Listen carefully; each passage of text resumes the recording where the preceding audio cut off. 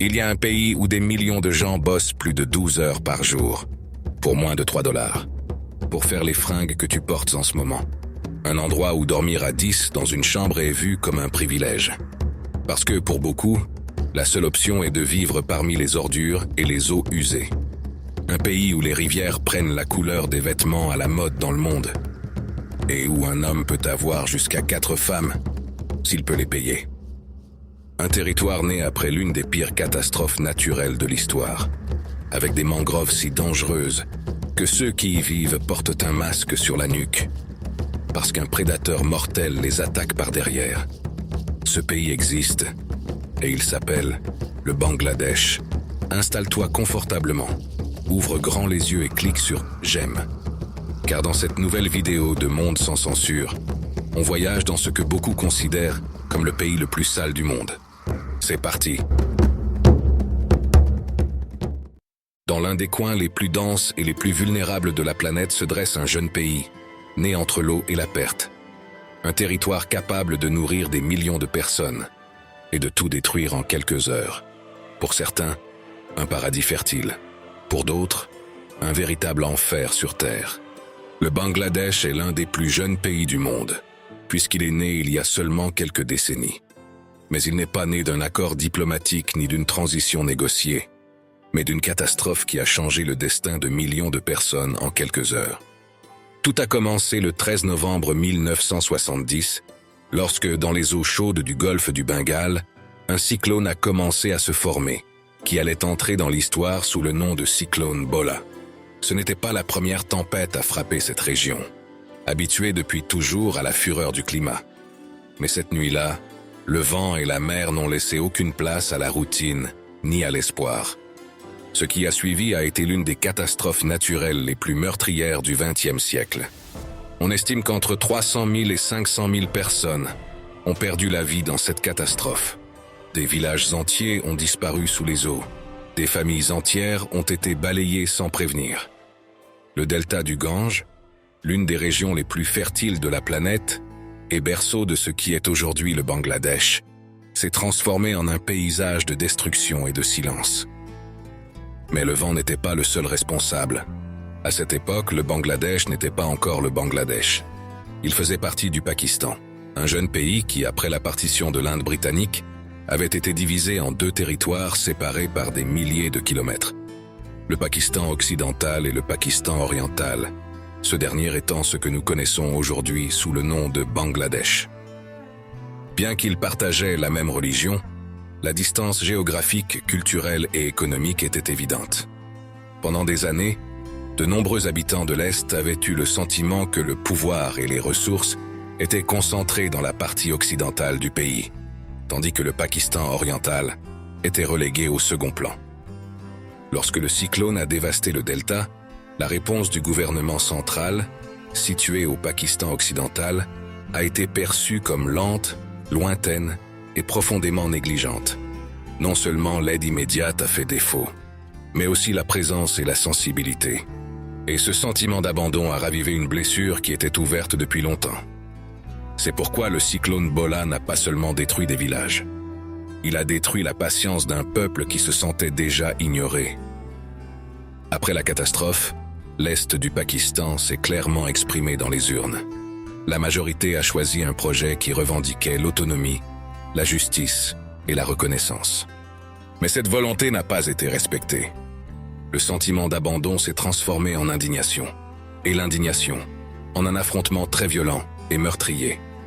En mars 1971, une guerre a éclaté qui allait changer à jamais la carte de la région. Quand elle s'est terminée, le 16 décembre de la même année, le Bangladesh n'était plus une partie oubliée d'un autre pays. C'était une nation née du conflit et de la perte. Et c'est comme ça que le Bangladesh est né d'une catastrophe. D'abord de la dévastation causée par l'eau, puis du conflit politique. Mais le plus inquiétant, c'est que cette relation avec l'eau ne s'est pas terminée en 1971. En fait, elle n'a jamais pris fin. Plus tard dans ce voyage, tu découvriras qu'au Bangladesh, certaines communautés ont appris à vivre littéralement sur l'eau. Car chaque année, l'eau revient sur ces terres. Et sa puissance est immense. Pour toutes ces raisons, l'identité du pays est marquée par cette mémoire collective. Survivre quand tout semble perdu. Une réalité à laquelle les gens sont confrontés chaque jour, comme si c'était normal. Et ce n'est peut-être pas un hasard si ce pays se trouve dans l'un des deltas les plus vulnérables de la planète. La confluence de grands fleuves et sa proximité avec la mer en font une terre super productive, riche en pêche et en agriculture, mais aussi constamment exposée aux inondations et aux cyclones. Ici, la nature nourrit, mais ne cesse jamais de menacer. Aujourd'hui, plus de 160 millions de personnes vivent sur un territoire qui est plus de 13 fois plus petit que le Mexique. Avec une densité d'environ 1265 personnes par kilomètre carré, le Bangladesh est l'un des endroits les plus densément peuplés de la planète. Pour comprendre ce que ça veut dire, il suffit d'imaginer ce qui suit. Si les États-Unis avaient la même densité de population, ils ne compteraient pas un peu plus de 300 millions d'habitants, mais plus de 4 milliards, plus que la population actuelle de la Chine et de l'Inde réunies. Ce n'est pas seulement une question de démographie. Et comme tu peux l'imaginer, ce n'est pas seulement un chiffre, c'est une pression constante sur chaque mètre carré. Une pression qui ne se mesure pas seulement en chiffres, mais aussi en espaces partagés, en villes qui grandissent plus vite qu'elles ne peuvent s'organiser. Et en quartiers improvisés, où la tôle et la boue remplacent l'urbanisme, en hôpitaux et commerces saturés, et en déchets qui s'accumulent plus vite que les solutions. Une lutte constante pour chaque mètre carré. Et quand la terre est rare et que l'eau n'est jamais loin, la survie prend des formes qui peuvent sembler difficiles à comprendre de l'extérieur. Mais ce cyclone n'a pas été le dernier coup dur que cette nation allait subir. Si la nature a marqué sa naissance, la densité humaine marquerait son présent. Avant de continuer, une petite question. Depuis quel pays regardez-vous ceci en ce moment? Comme vous pouvez le constater, ici, où l'espace est limité et la pression constante, il existe des quartiers qui concentrent sur un seul kilomètre carré beaucoup plus de personnes que des villes entières, comme la vôtre. L'un de ces endroits se trouve dans la capitale, Dhaka. Un quartier construit sur de la boue et des tôles, où plus de 100 000 personnes se partagent à peine 1 kilomètre carré. Il s'appelle Corail Slum, et pour plus de 100 000 personnes, ce n'est pas une statistique, c'est leur seule option. Ici, la vie prend des formes qui, vues de l'extérieur, peuvent être difficiles à imaginer. Les couloirs sont étroits, irréguliers, humides. Les habitations sont construites avec de la tôle, du bois réutilisé et des bâches tendues pour se protéger de la pluie. Il n'y a pas de planification, seulement la nécessité. Les murs semblent s'appuyer les uns sur les autres pour ne pas s'effondrer.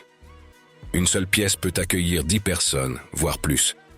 Le même espace sert à se reposer, à cuisiner, à se laver et à vivre. Il n'y a aucune intimité, mais avoir 4 murs et un toit ici n'est pas de la pauvreté. C'est un privilège. Beaucoup ne peuvent pas se le permettre et doivent construire ce qui devient leur maison sous un pont voisin ou près de canaux où l'eau n'est pas propre, mais un mélange constant de déchets et d'ordures. Les courants d'eau usés font partie du paysage quotidien à Corail. Les rats aussi.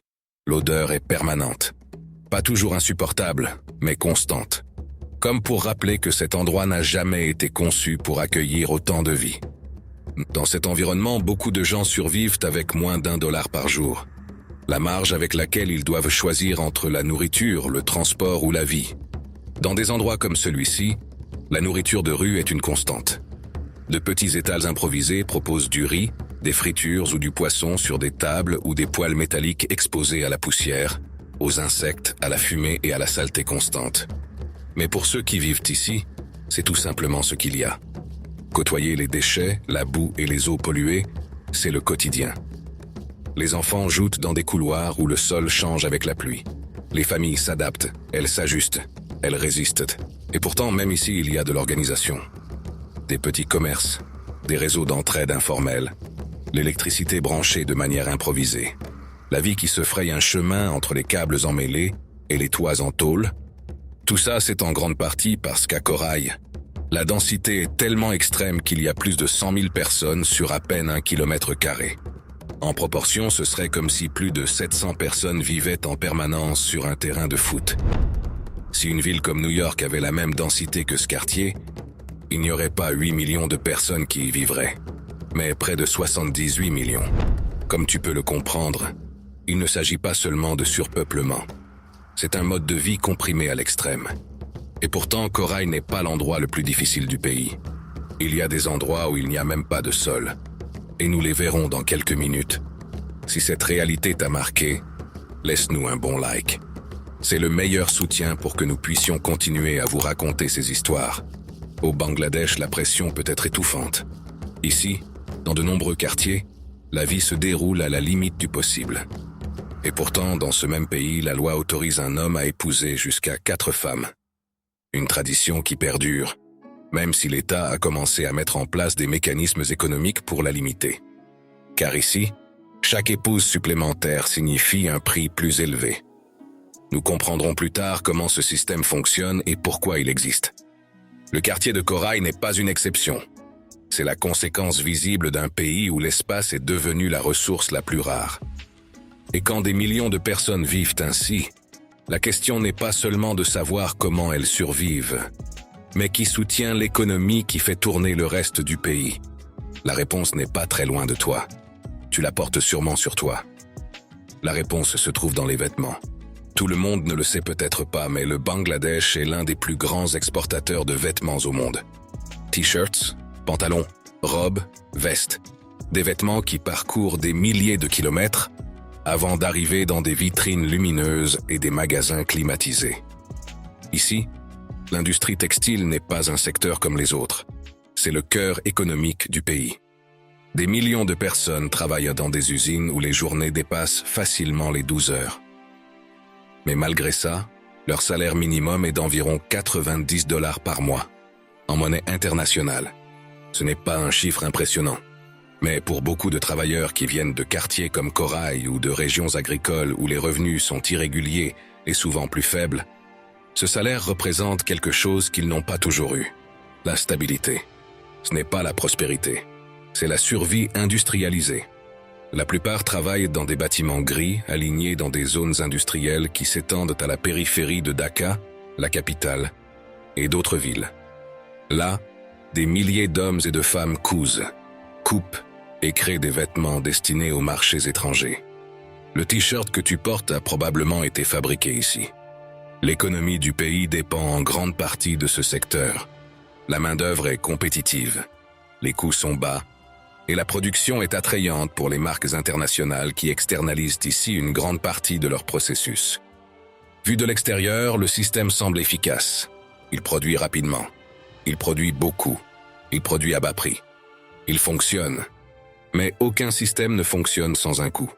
La pression pour produire plus vite et moins cher a laissé des traces visibles dans l'environnement.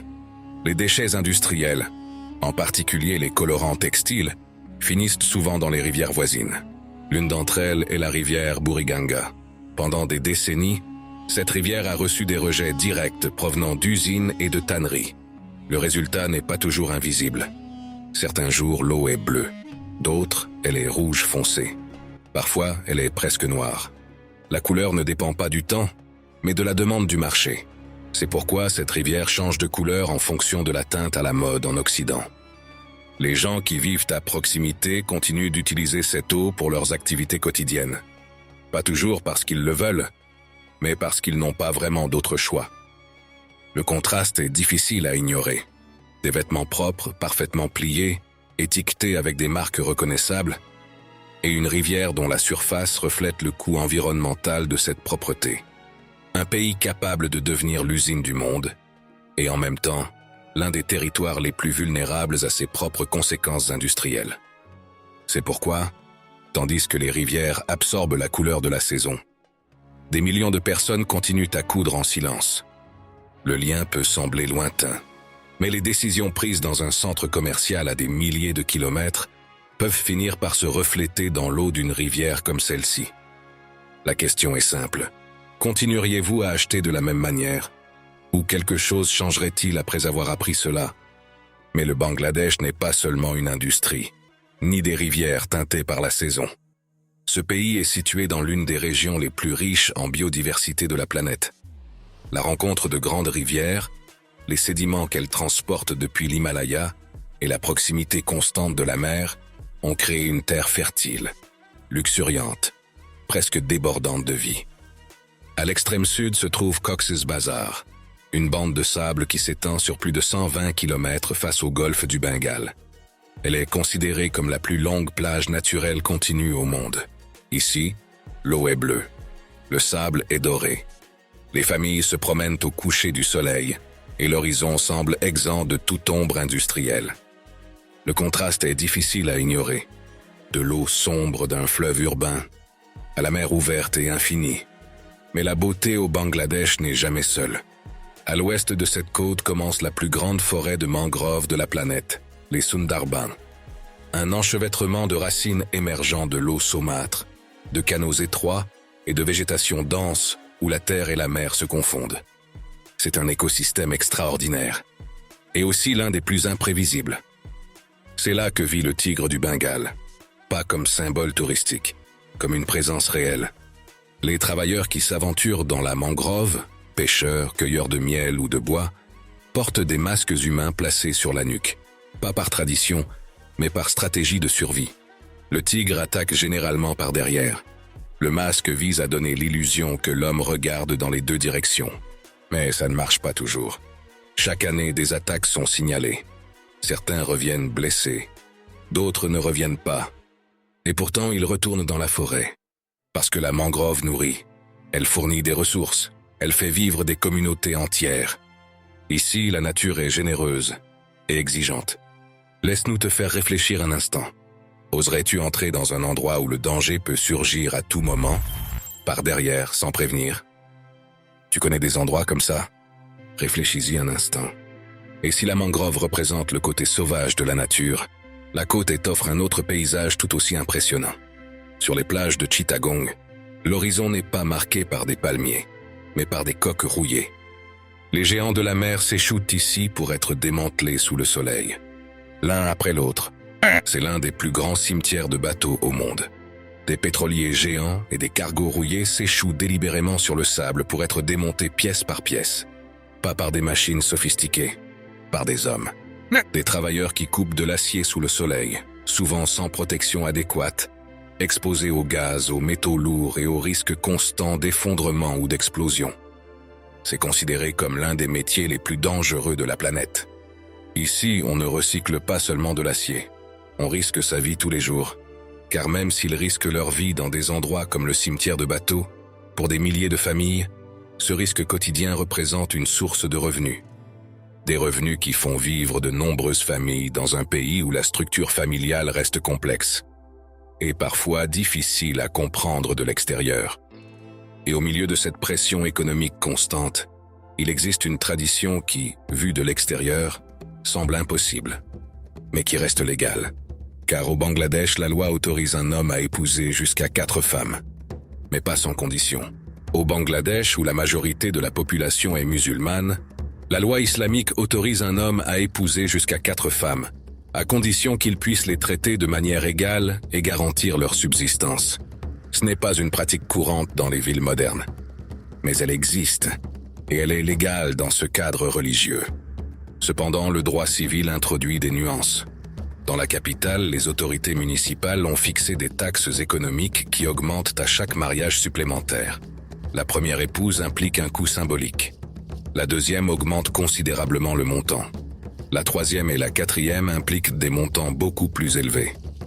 L'objectif n'est pas d'interdire la pratique, c'est de la rendre moins accessible. En termes économiques, le message est clair. Chaque épouse supplémentaire aura un coût croissant. Dans un pays où le salaire mensuel de nombreux travailleurs dépasse à peine 90 $, entretenir plusieurs foyers n'est pas seulement une question religieuse ou culturelle. C'est avant tout une question financière. Mais il convient de démystifier une idée répandue. La plupart des hommes au Bangladesh n'ont pas plusieurs épouses.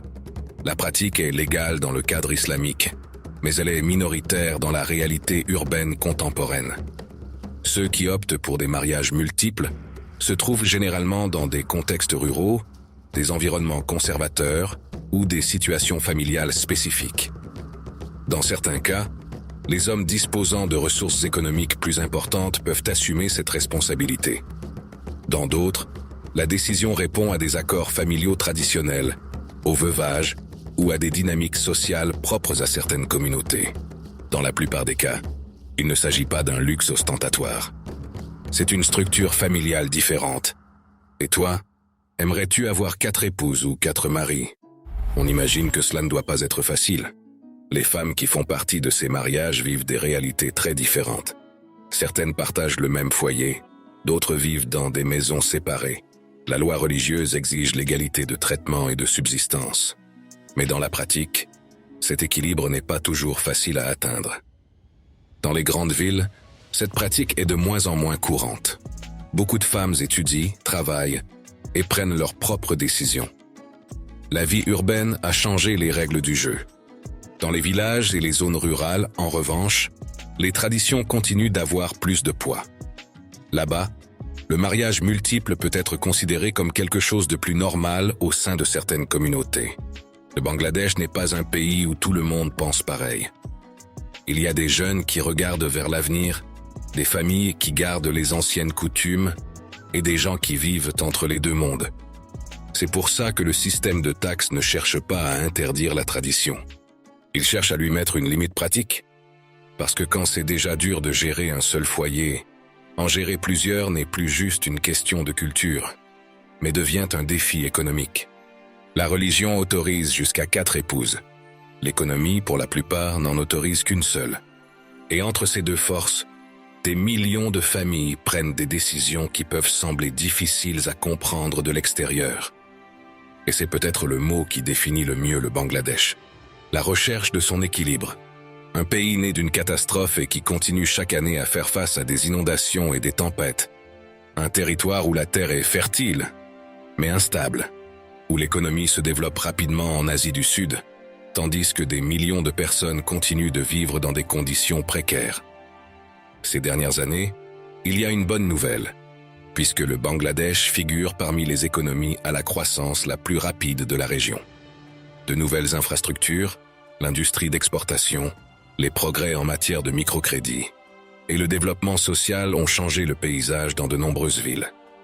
Mais comme tu peux l'imaginer, la croissance n'est pas toujours répartie de manière égale. Alors que certains progressent, d'autres continuent de se battre pour un espace, un salaire, de l'eau potable. Et c'est là le paradoxe constant. Un pays qui progresse et qui en même temps résiste avec ce qu'il a. Mais il y a une réalité qui traverse tout ce que tu as vu jusqu'à présent. Le Bangladesh n'est pas seulement né de l'eau et des catastrophes naturelles. Il continue de vivre avec elles. Une grande partie du pays est constituée de plaines inondables. Des terres basses, fertiles, traversées par des rivières qui descendent de l'Himalaya et s'étendent avant d'atteindre la mer. Cette fertilité nourrit des millions de personnes. Mais chaque saison de mousson rappelle que cette même géographie est fragile. Les inondations ne sont pas exceptionnelles. Elles sont cycliques. Chaque année, de vastes zones sont recouvertes d'eau. De nombreux champs disparaissent sous la boue. De nombreuses routes se transforment en canaux. Et des maisons entières doivent être reconstruites encore et encore. Des millions de personnes sont régulièrement déplacées. Certaines reviennent lorsque l'eau baisse. D'autres migrent vers des villes comme Dhaka. C'est ainsi que commence un cycle silencieux qui touche directement des quartiers comme Corail. Mais certaines communautés n'attendent pas que l'eau se retire. Elles s'adaptent. Dans les régions du sud et du centre du pays, comme Barisal ou Gaibanda, où l'eau rythme le calendrier et où la mousson redessine le paysage chaque année, il y a des villages construits sur des plateformes en bambou et en bois qui s'élèvent lorsque le niveau monte. Là-bas, les maisons ne reposent pas sur la terre ferme, mais flottent ou sont soutenues par des structures conçues pour cohabiter avec les inondations. Les marchés ne se trouvent pas au bout d'une rue, mais avancent lentement entre les canaux, et les potagers flottants permettent de cultiver même lorsque le sol a disparu sous l'eau. Ici, l'école n'est pas à quelques pâtés de maison, mais de l'autre côté d'un canal qu'il faut traverser en bateau. Beaucoup d'enfants apprennent à ramer avant d'apprendre à écrire. Chaque matin, de petits bateaux traversent les courants pour emmener les élèves vers des salles de classe qui flottent ou s'élèvent au-dessus du niveau changeant de l'eau. La routine ne se mesure pas en rues ou en trottoirs, mais en marées. La vie continue même lorsque le sol n'est plus ferme. Cependant, s'adapter ne signifie pas être en sécurité. Les tempêtes peuvent s'intensifier, les courants changer de direction et les plateformes céder sous la pression. L'incertitude fait partie du paysage autant que l'eau elle-même. Pour toutes ces raisons, le Bangladesh est l'un des pays les plus vulnérables au changement climatique dans le monde. Le niveau de la mer monte lentement, les inondations se répètent chaque saison et la pression sur les terres augmente d'année en année. Pas seulement à cause de l'eau, mais aussi à cause de la densité humaine. Plus de 160 millions de personnes vivent sur un territoire plus petit que de nombreux pays européens. Et toutes les quelques secondes, un nouvel habitant voit le jour et devra trouver sa place dans un pays où l'espace est limité. Ça ne fait pas de ce pays le plus peuplé du monde, mais c'est l'un des plus densément peuplés. Et pendant ce temps, des millions de personnes continuent de composer avec l'eau. Pas d'un point de vue théorique ou à travers les gros titres, mais depuis l'endroit le plus intime qui soit, leur propre maison. Et c'est peut-être ça qui définit le Bangladesh. Un pays né de l'eau, qui chaque année doit à nouveau y faire face. Un territoire qui nourrit des millions de personnes, et qui en même temps leur demande de résister. Ici, rien n'est vraiment stable. Ni la terre, ni l'économie, ni même l'avenir. Et pourtant, la vie continue. Parce que le Bangladesh n'est pas seulement un endroit. C'est une façon de s'adapter quand le sol bouge sous nos pieds. Après avoir vu tout ça, si tu étais né ici, avec ta famille, avec ton histoire, partirais-tu si tu le pouvais, ou essaierais-tu de t'adapter? On attend tes commentaires. Si ce voyage t'a fait regarder la carte avec un regard différent, laisse-nous un like. Ça nous aide à continuer à montrer des histoires qui ne sont pas toujours racontées. Et si tu veux continuer à découvrir des pays extrêmes et des réalités que presque personne ne montre, le prochain voyage est déjà à l'écran. Clique dessus. Tu vas adorer.